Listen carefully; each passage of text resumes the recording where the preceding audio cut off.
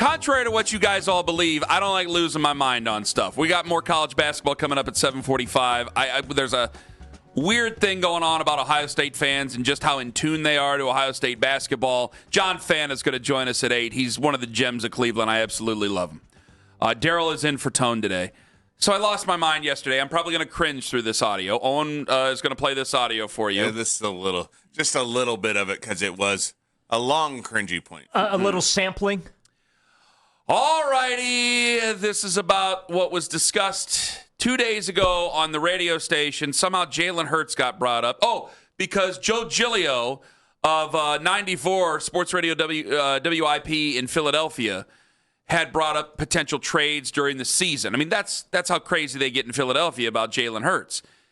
And they discussed it, and I just got mad. So here we go. Why the hell would you put Tanner McKee on the trade block, apparently, quote unquote, if you were going to start him over Jalen Hurts, who somehow we would give up a 6 overall pick for? This is the dumbest thing I've ever heard in the history of the station. I ain't yelling at you. This is dumb. This is the dumbest thing I've ever heard, and he knows it. That's why he's hiding, because he's laughing at me, because he knows I've lost my mind over this. Of all the stupid things that have been said on these airwaves in 14 years, this is easily the most recent. I still love you, Les. Second of all, it's the dumbest thing I've ever heard. We have lost our minds. We have literally taken the bottom lip and wrapped it over our heads now, and we are suffocating for air.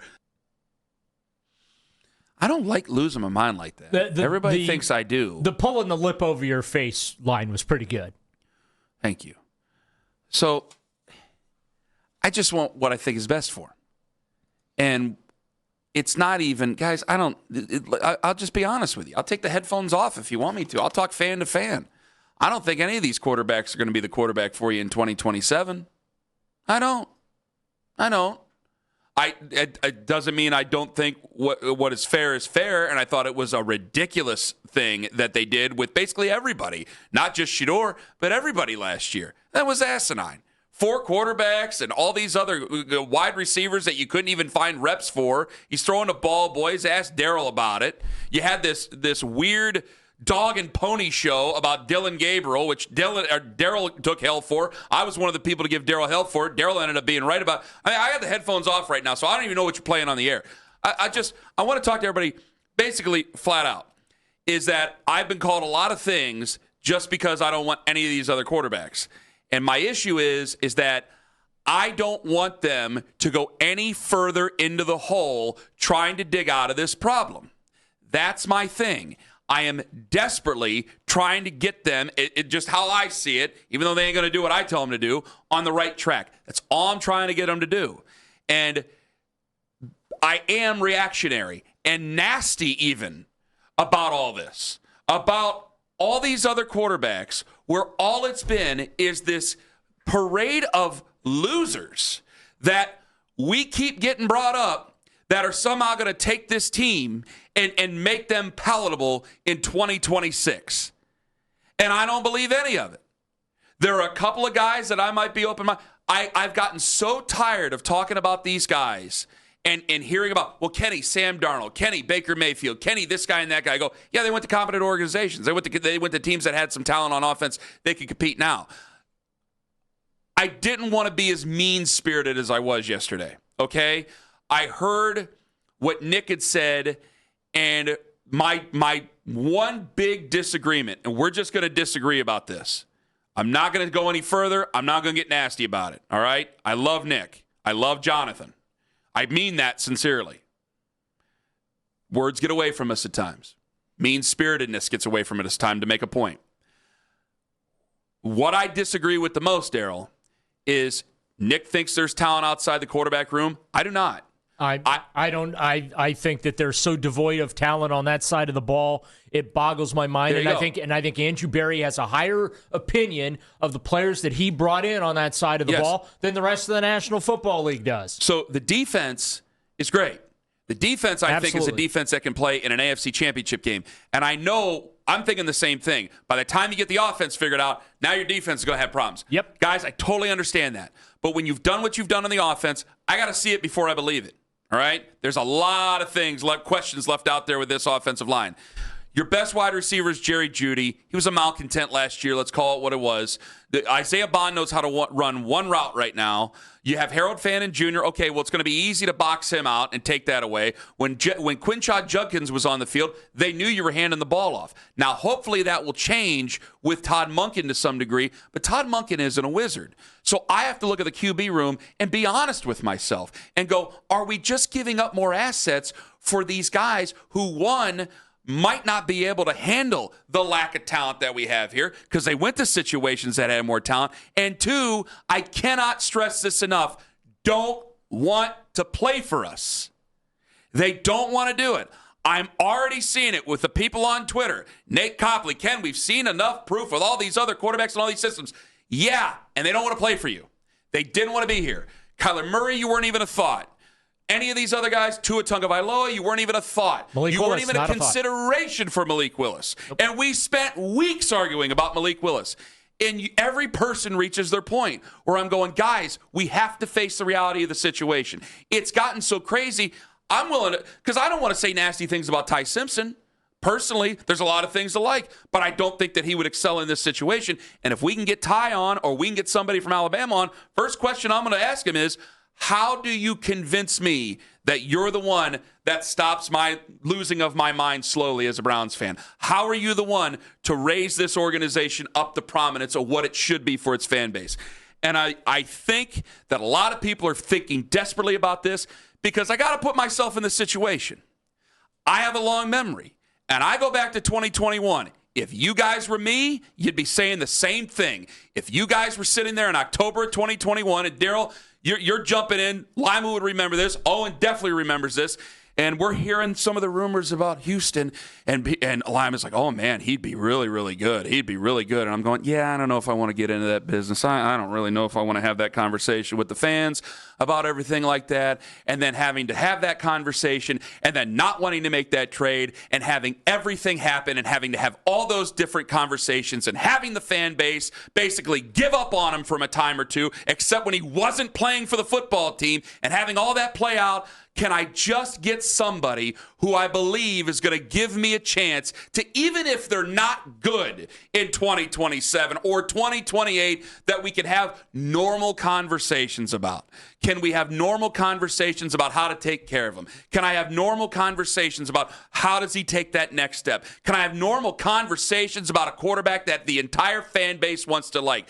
Damn it, this is why I like to have conversations about Shedeur, because there are people who like him. And guys, I cannot stress this enough. I do not believe right now that anybody in this quarterback room, the odds are against them to play in 2027 for this franchise. So I'm stuck, and I think we're stuck, and it's frustrating because I think I'm the only one seeing it. And I'm looking at the Eagles going, why would they take our number 6 overall pick and give up Jalen Hurts when they're in a Super Bowl window, a real Super Bowl window, not one we make fun of? And won with him. Yes. They're bringing back Landon Dickerson. What? But Tanner McKee's on. So what? Andy Dalton's going to lead them to the playoffs in the Super Bowl? This is why I lost my mind yesterday. I am sick and tired. It's been months of these inane conversations. And I see some of the other messages and I see the emails. And I agree. But every time we talk Cavs, by the way, people get really nasty and mean-spirited about them. Guardians aren't ready to play. I'll put my headphones back on. Guardians aren't ready to play yet. We got college basketball. Hell, I love with that. But all these conversations come back to all these other quarterbacks that ain't no one interested in. Yesterday, it was J.J. McCarthy. Fine, fire it up. Do you want J.J. McCarthy? No, you don't want J.J. McCarthy, for the love of God. Kevin O'Connell's his quarterback coach, his head coach, and they couldn't get it done. And he seems afraid of his own shadow. And, yeah, we're going to be the team to fix him. Yeah, sure. Got it. Yeah. Kevin O'Connell, good head coach, good quarterback coach.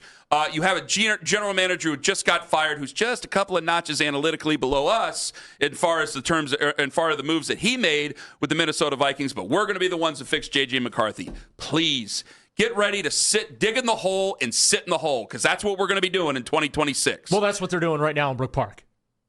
Oh, well, fair enough.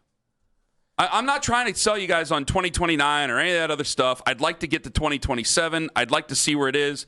I'm just trying to be as honest as I possibly can. And to me, a lot of these conversations We have these conversations, but if I was sitting next to you guys at a bar, I'd be saying the same damn thing I'm saying right now. Sorry. Did that make any sense, Owen, Daryl? Yeah, it is. This is the residue of 42 different starting quarterbacks since 99. This is the residue of a franchise that we've had to watch score at least 20 points in a season, average 20 points in a season, just 8 times. 8 times in 27 years. 4 of those were under Kevin Stefanski. And a couple of those years were pretty painful to watch. Like, it has been, the incompetence has been staggering. And I'm accused of always hating on the Browns. And I'm just telling you the way it is, okay? And the reality is, if you're counting on them to fix somebody, you're dreaming right now. They're incapable of fixing someone. You need somebody coming in here who's already. I understand. Like, should we do everything right now to upgrade the QB room? Because there's a lot of people going, Kenny, I mean, good God, do you not see the problem that we have here? And you're just sitting there saying, let's go into it. And I'm going, yeah, because I don't. One, you got to get guys to want to play for you when it came to free agency, when it comes to trades and things like that. The other part of it is that I don't want you to make a bunch of mistakes. And the other thing is with it, Daryl, like, I talk to a lot of fans. Every time we do this, I'm like, guys, you don't talk to as many fans as I do. I talk to a lot of fans out and about every damn day. And you want to talk about depressing is 2022, 2023, there was a little glimpse. 24 and 25, guys talking about not doing the season tickets, not wanting to go to the stadium anymore. The nastiness when it comes to it. And I mean, there's been times I've been almost dressed down like I'm the general manager of the football team. And these are my friends. And I talk to people every damn day. I mean, hell, it got brought up. My kid's third grade play on Wednesday. And I don't complain about it. It sounds like I'm complaining about it. But what I'm saying is that your failure is brought up every single day. They're thinking about you. They want you to be better. Yes. And I think they're willing to be patient to some degree. Maybe we just do it this because they're tired of the what. They don't want the guy to play. I'm stunned fans still care this much. I really am. After everything that has happened since this franchise has come back, from ownership to the GMs to the coaches to all the off-the-field circuses, the quarterback carousel that's stopped briefly for the couple years that Baker was here, right? We got a 53-game respite from that nonsense, okay? Yeah. And a little glimmer of hope. Going 1-31, 4-44, under the guise of, hey, gonna build this the right way through the draft, build a sustained winner. All you got out of all that, you got one playoff win in Myles Garrett, who at one point last year took a blowtorch to you in front of every camera and microphone he could find on Radio Row at the Super Bowl. It was like, these clowns don't know what they're doing in Cleveland. Yes. I want out of there as fast as possible. Yes. So the Browns did what they'd always do, and that is they opened up Jimmy Haslam's checkbook, and they threw $40 million a year at Myles. And now we're into another offseason where you got every national podcast and talk show talking about, oh, Myles Garrett, trade him to the Bears, trade him to this team, trade him to that team. And it doesn't even make sense from a fiscal salary cap standpoint. But guess what? It's a great talking point, right? And well, as long as you're bad, they're going to bring it up. Right. And I've got the sheet in front of me. You're talking about reclamation projects. I don't know, should we go down the Trent Dilfer road? Should we bring in the next Jeff Garcia to come in here? Because, that works so well for the Browns. Mm-hmm. Oh, how about our homie Jake Delhomme? Should we bring him back? Or someone like him? Well, that was the day. RG3. Nice hey, guy. He made the earth move during his workout out in Berea. Remember those days? Oh, those were good times. So I would rather, seeing what the situation is, and like you can, I call it the way I see it, okay?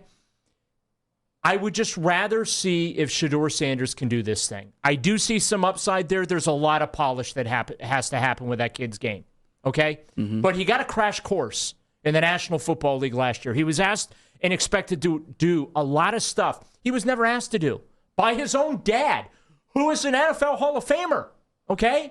We're talking team meetings. We're talking film study. We're talking game planning and prep. And look, him going off to, football fields around the area and doing his own workouts during the season because he wasn't getting a lot of reps and whatnot. All great. All well and good. But now he knows going in with Todd Monken what's expected of him. Todd Monken, I mean, the Browns, one of the first videos the Browns put out with Todd Monken was him, giving Shedeur Sanders the hug and say, hey, we won trade for you in Baltimore. Or we won draft you, I should say, in Baltimore in the 5th round there. So, when we say this, we also have to claim a responsibility for it. So I thought about this even on the drive in because I've been thinking about this since yesterday and everything that comes with it is that, again, when you have the conversations that we've had over the last 5 years, I know the Browns fans are done with the guy who's going to back up Shedeur Sanders. They don't want to play him.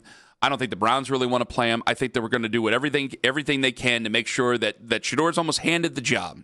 And if he can't handle the job, then it's going to – Then you have your answer. I want Todd Monken to make the best decision for the football team. So if it does come down to Deshaun Watson, I'm going to deal with it. I want him to make the best decision for the players because you got to let your head coach be the head coach. But I think there's going to be a lot of things there that they are going to do what they can to make sure Shedeur Sanders gets every opportunity to win this job coming up this year.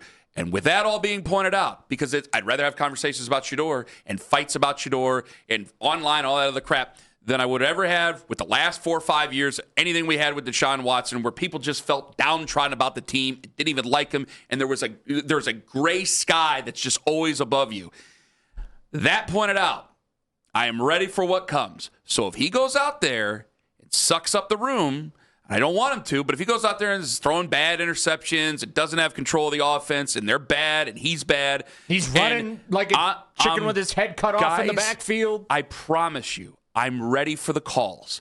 You want to call in and say, Kenny, this is what you wanted? That's fine. Now, I'm going to ask you what you wanted, and if you say you wanted Kyler Murray, I'm just going to look you in the eye and go, he wasn't coming here. He didn't want to be a party. But either way, if I'll tell you this, if we end up in a situation, because people are bringing up Jackson Dart and people are bringing up Tyler Shook to me, great points. If Ty Simpson ends up somewhere and he's kicking ass and taking names, I will wear that embarrassment every morning on the air this year. I go back to Josh Allen because remember all the criticisms that came out with Josh Allen during that draft period, right? Yeah. And hell, we had his quarterback coach on, and we still didn't want him. Right. It took him 2 to 3 seasons in Buffalo to become the player that he is now, right? Mm-hmm. And now the knock on him is, well, he can't get the Bills to the Super Bowl. You know what? It's the same thing I say about the Cavs. I would rather fight over that, okay? I would rather fight over what it's going to take to get the Browns to the Super Bowl than this nonsense that we talk about pretty much on an annual basis every offseason. It's how to fix the quarterback, how to find the guy, how to make something out of the slop that you currently have to work with. And it's exhausting. It really is because it never leads anywhere, Ken. I'm prepared for what comes. It's a vicious circle with this franchise. I am totally prepared for what comes. And I heard what Nick said yesterday about my Todd Monken theory, and I respect his opinion on that. Listen, I just was trying to give my view of the big picture. If Todd wins the games that they lost last year, he'll be here the following year. And if they take a step forward from that, guess what? He'll get a third year. But if they don't continue to take steps forward, and we know how this ownership operates. They're trying to sell suites, PSLs to this new stadium in Brook Park where they're asking for boatloads of money from their fans. I got text messages in my phone. You talk to fans, I talk to fans of angry season ticket holders. Who talks to more fans? 21647. You do. No, obviously, you do. We all know you're Mr. Cleveland. I was. Oh, do we have now? Are you turning against me here? No, I'm not turning against you. It's a compliment. Doesn't look like it. I can see it on your face. No, it's a compliment. You're Mr. Look at us Cleveland. on YouTube Live right now. Owen, what do you think you're seeing over here? Are you seeing sarcasm? I think he's dubbed you a moniker that will live on for the rest of your time on the radio in Cleveland. The look on Ken's face right now is priceless. Mr. Cleveland. I'll see both of you in hell. 216-474-0092. But again, I'll just say it. I'm ready for what comes. Because I want to take this one call here. I'm going to get to the calls, but I want to take especially. He's buried on the line. I want to put him to the top. Chuck and Amherst, because I think he's going to take it to a place I want to take it. Go ahead, Chuck. Yo, what's up, y'all? Hi, Chuck. Go ahead. Excuse me. Hello, Chuck. Hi. I called in last week because it was kind of depressing, I'm not trying to be depressing. The one I was saying, it was like, what happened? So I used to love the show. I like the show now. Ever since we got all this media attention from here to Shedeur, you guys have been nervous wrecks. I mean, Ken used to be the dog of the show. What happened, man? It's like we can't enjoy football no more. It's always a dark cloud. We got something. We got a great defense. Been terrible. I'm 47 years old. The Browns been bad ever since I was young. Okay. But we didn't let people talk stuff about our team, talk smack. We defended them no matter what. What the hell is going on, man? What's there to defend? Well, hold on. Chuck, what do you not? Did you want me to lie to you? I mean, do you want me to lie? A football team, we made moves. Why are we so emotional about everything? What did I say? Hold on. If you want to lie and you want a pep talk, all you had to do was ask. I'll give you a lie and a pep talk. We'll fire up the Michael Stanley right now. You want the truth, I'll give you the truth. I think that people appreciate the truth, and they know damn well that I want this team to do well here. That's what I want. What do you mean? How is being an 8-win team over the last 2 years my? That's our kicker, right? Yeah. I'm glad we got a guy that's willing to go out and spend money. But what I'm saying is this is just what I want to say. I've never argued with him about spending money. He'll spend himself into the poorhouse for this team to win. They like $320 million a year on fire every year. That's fine. We have nothing good to say about the Browns. No, we have plenty of good things to say about the Browns. No, Chuck, I disagree. Chuck, have fun no matter what. No. That's a lie. All right, you are lying to yourself. Say something good about the Browns, then, Ken. Top 3 things to say good about the Browns right now. Chuck, thank you very much for the call. Here we go. Number 1, you have an AFC Championship defense. That defense could play in the AFC Championship game today. That's one. You have a Hall of Fame defensive end. First ballot. Thing. Oh, just because he's on the defense? Yep. You have an owner that's willing to spend himself into the poorhouse to make this team better. Really has helped them and made it more positive around here. Number 3, I think you might have a kicker for the first time in a long time. And here we are, classic Cleveland. What? The kicker, one of the top stars on the team. But to say we had a bunch of fun, I don't know. Go back to. You know what, Ken? Go back You're to. right. Yeah, Chuck says it used to be that way. No, Chuck's full of it. Go back to 2019. Yeah, we got that kicker. Go back to 2019. Our long nightmare is over. We got that kicker, guys. Hey, you're gonna be happy when he buries one. The and guy we win you another wanted game. to cut after week 1. And again, you know what? And I've said it Guess before. What? He missed it. And Ken Carmen. I said it before, and I'll say it again. You can call me stupid. You can't call me a liar. Okay, stupid. 2 things. You can call me stupid, and that was stupid. You can call me dumb. That was dumb. Hey. You can't call me a fake. That ain't true. Hey, Jimmy So Haslam. I've said a lot of dumb things on here. That was dumb. That was stupid. Jimmy Haslam told us after they fired Kevin Stefanski, Andre Schmidt, cornerstone of the franchise. Bravo, Andrew Berry. You guys make me want to walk out to Euclid Avenue right now and just lay down. No! Been waiting since Phil Dawson. Been waiting for the next Phil Dawson. They took that scene out of the program, Owen. I know that's where you're going. What? Those are 3 good things. A good kicker. Yes. Kickers lead franchises in points. Actually, I'm going to overrule and the owner wanting to spin into oblivion. The owner spinning into oblivion right now has been such a positive for this franchise. It brought you that quarterback that you were looking for. Wait a minute. That quarterback that has helped us the last 4 years, right? Yeah. Brought him in there. You're so happy to have Deshaun Watson. In fact, you wanted Deshaun Watson. You wanted him to go out there and spin. Hey, Owen, you wish. Whoa! I did not want Deshaun wait a Watson. minute. Okay, see my point now, Ken? Do you see my point? I don't. One of your positives was that he spins, right? Okay. The biggest Why don't you just expense knocking that down he's my had. positive? Oh yeah. Well, now you're giving Chuck his points. Ken, Now I'll you're let just you making behind a the meeting. curtain of Owen. You're just I negative think media. you're in a bad spot, and I think you're just saying things to get yourself through it right now.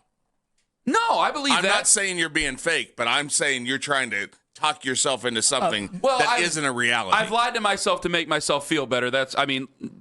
Trust me, that's why I'm afraid of bathroom scales. I'm being serious about that. Like, there's definitely something wrong in your head when you're like that. Because they walk around on their twinkle toes. Yeah. But no, I am serious about that. The defense, part of the reason we're so frustrated, the reason why people are down about the team is because you have half a great team.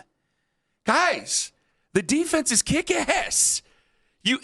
And what's frustrating is like, hey, man, if the whole team sucked, there's nowhere to go but up, right? But it's exactly what it is. You're so frustrated with the offense because the defense is good. And the second and Ken, I talk to as many Browns fans as you do, and they are not going, well, at least we got that defense, guys. They're going, when are we going to get out of hell? Because that's where we are. So are you saying Chuck's full of it? I think a lot of people are full of it right now. The Cleveland Browns are the three-time defending champions of having the most expensive payroll in the National Football League. 2023, 2024, 2025, and coming soon. Oh, come on. 2026. That's not nice. Hey, can I say, I know for a fact I'll fight everybody on and on the air. I know the owner wants to win. Can you say that about every owner? Can you say that about every owner in professional sports? You can't. Wanting to win and winning are two different things. Ken. That doesn't. And you can want in one hand, and you know what in the other. I know, but at least there's a want there. I got two owners in this city that have proven by far that they want to do whatever it takes to win. They may get in their own way a time or two, but they're willing to do whatever it takes to win. 2 out of 3 owners in this city. That's 2 out of 3 more than you're willing to say about a lot of other cities. A lot of other franchises. I mean, seriously, they got Joe Burrow down there. If we had Joe Burrow, would we spare any expense? Would we uncover any? Would we have a Trey Hendrickson fight from last year? Hell no. There would be no debate about extending Trey Hendrickson. And it might even be a bad move. Jamar Chase. Might even be a bad move. Or T. Higgins, like they had in Cincinnati. I mean, those were knockdown, drag-out fights they had in Cincinnati about extending those guys because the owner's so cheap down there. They're so cheap down there, they can't even practice indoors. Actually, they do. They have an inflatable now. Those are 3 pretty damn good things.